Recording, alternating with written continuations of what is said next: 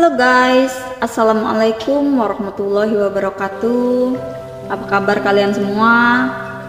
Semoga baik-baik saja. Jumpa lagi bersama saya, host dari Motivasi BMI Hong Kong.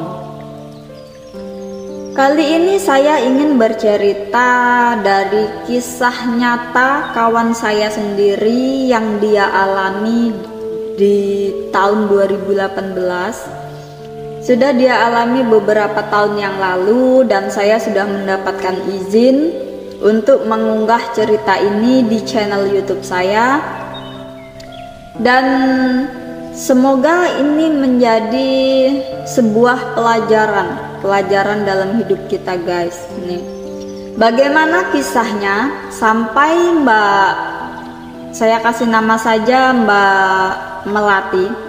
Bagaimana kisah Mbak Melati ini sampai dia menyesali perbuatan dia sendiri dan sampai sekarang dia masih belum bisa memaafkan diri dia sendiri guys. Ini cerita dari dia ya, karena saya yang nggak ngerti seperti apa yang dia rasakan saat ini. Yang jelas sebuah penyesalan yang sangat besar dalam hidupnya. Bagaimana kisahnya? Mari kita simak bersama-sama dan jangan di skip agar tidak terjadi kesalahpahaman. Oke? Nah, kita mulai dari Mbak Melati. Mbak Melati ini dia sudah lama di Hong Kong, sudah puluhan tahun. Pada suatu saat dia dia berkenalan dengan seorang cowok laki-laki, yang namanya cowok ya laki-laki. Oh iya. Bang. Pada suatu hari dia berkenalan dengan seorang cowok yang sama-sama kewarganegaraan Indonesia, tapi dia bekerja di Malaysia di sebuah pelayaran. Tapi saya nggak begitu paham di pelayaran yang mana seperti apa, saya nggak begitu paham. Tapi yang jelas dia bekerja di sebuah pelayaran. Nah, kemudian setelah mereka kenal sekitar 6 bulan, mereka memutuskan untuk menikah guys. Nah, waktu itu mereka memutuskan untuk menikah di Bali, untuk priwed di Bali. Jadi pada waktu itu saya masih ingat sekitar bulan 12 mereka sama-sama pulang. Si cowok pulang ke Bali dan si kawan saya si Melati ini juga pulang ke Bali. Jadi mereka merencanakan nanti menikah di Bali. Dan kawan saya ini bawa koper berapa? 3 koper. 3 koper itu berisi baju priwed semua, gaun-gaun semua. Nah, kemudian setelah mereka bersama berkumpul sekitar 1 bulan, ternyata si cowok ini tadi nggak mau menikahi guys. Dan saya nggak tahu persis apa alasannya, yang jelas si cowok nggak mau menikahi. Jadi gagal deh, ya gigit jari, nggak jadi dinikahi guys. No. Nah, kemudian si Mbak Melati ini tadi, dia waktu itu bercerita bahwa uang 50 juta habis untuk sewa hotel, untuk makan, untuk jalan-jalan. Dan ternyata biaya segitu banyaknya itu semua Mbak Melati yang membiayai.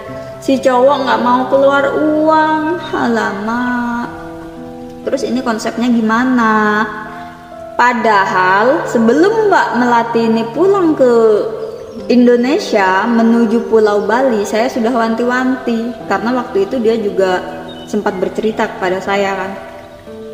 Sudah saya wanti-wanti, jangan pulang ke Bali. Jangan. Kamu punya keluarga, kamu punya 2 orang anak. Punya 2 orang anak, mereka lebih membutuhkan kamu, mereka lebih menanti kepulanganmu, mereka ingin bertemu kamu.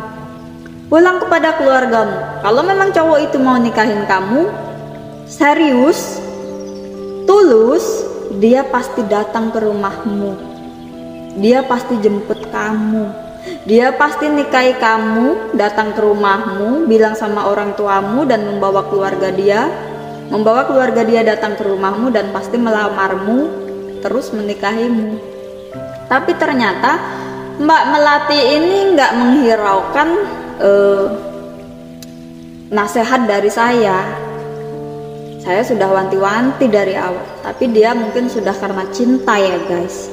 Memang kebanyakan itu orang kalau udah cinta itu ya kayak gitu. Ini fakta loh ya, fakta ya. Kadang-kadang sih. Nah, kemudian yang membuat Mbak Melati ini semakin menyesal bukan cuma itu.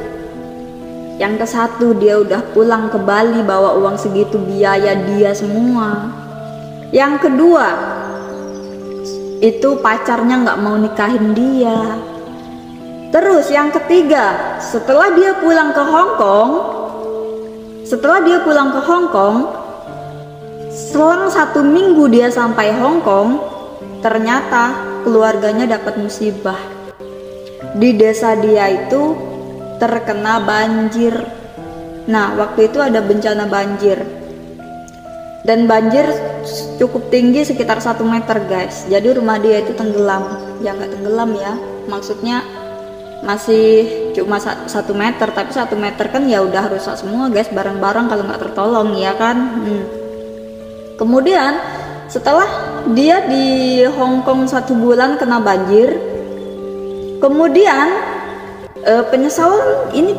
penyesalan terakhir yang dia nggak bisa memaafkan diri dia sampai sekarang ini. Setelah 1 bulan dia di Hong Kong, kalian tahu apa yang terjadi? Bapak kandungnya meninggal dunia. Innalillahi wa inna ilaihi raji'un. Semoga almarhum bapak kawan saya ini mendapat tempat terindah di sisi Allah, diampuni segala dosa-dosanya dan diterima segala amal kebaikannya, amin.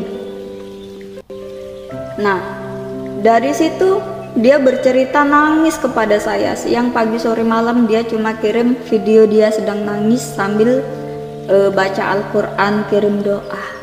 Di situ dia kayak nggak menerima.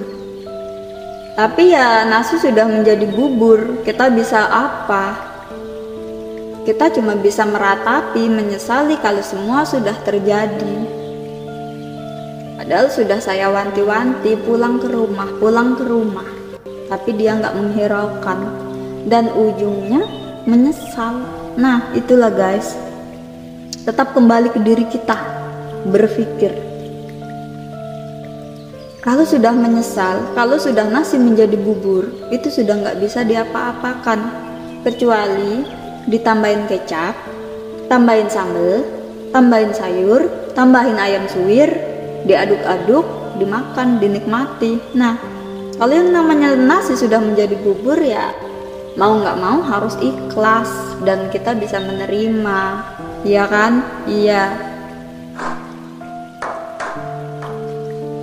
Cukup sampai di sini cerita saya kali ini, semoga bisa diambil pelajarannya, ambil sisi baiknya dan buang sisi buruknya.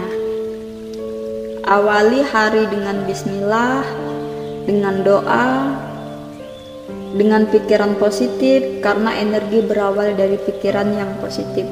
Oke, cukup sampai di sini cerita saya, dan wabillahi taufiq wal hidayah. Wassalamualaikum warahmatullahi wabarakatuh. Bye bye.